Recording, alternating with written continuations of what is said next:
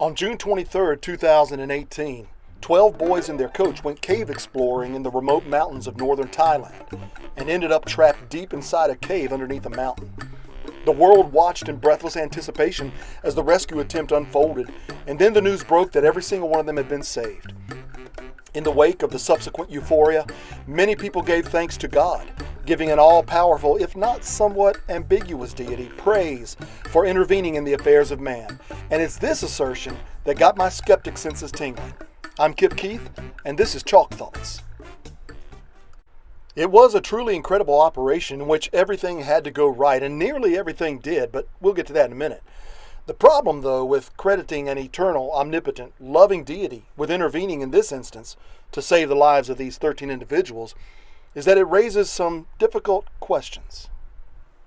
For example, if God saw fit to step in and provide wonder-working power in this instance, why then on December 14, 2012, did he allow Adam Lanza to walk into Sandy Hook Elementary School and kill 20 children between the ages of 6 and 7, as well as 6 adults?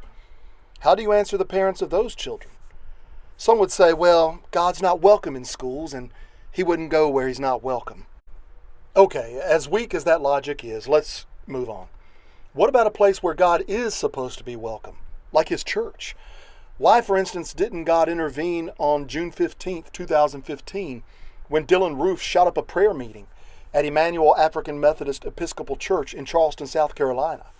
There are a myriad of ways that the one who spoke the cosmos into existence could have prevented the brutal and vicious slaying of 9 of his faithful followers. But again, some would say, well, God is not responsible for the evil that men do. He won't violate man's free will. Another weak argument, but let's keep going. How about Travis and Sarah Mitchell, 2 Christian parents who recently pled guilty to negligent homicide for letting one of their premature twin babies die because they didn't want to call a doctor, choosing instead to pray and trust God? Why didn't God intervene in this instance? Especially when you consider that these parents were specifically requesting his intervention, according to clear promises in his word. Some would say, well, now, that's an immature approach to Scripture. But I would counter by pointing out that Jesus encouraged his followers to come to him with a simple, childlike faith. Finally, what about Saen Guna? As I mentioned earlier, not everything went right with the rescue attempt.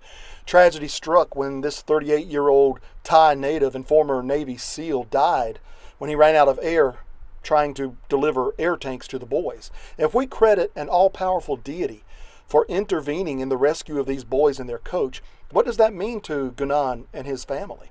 Did God choose to not save him? Did God have some grander plan in play that involved this tragedy? It strains credulity to try and strike a balance between the idea of an omnipotent, loving God whose divine plan includes such abject cruelty.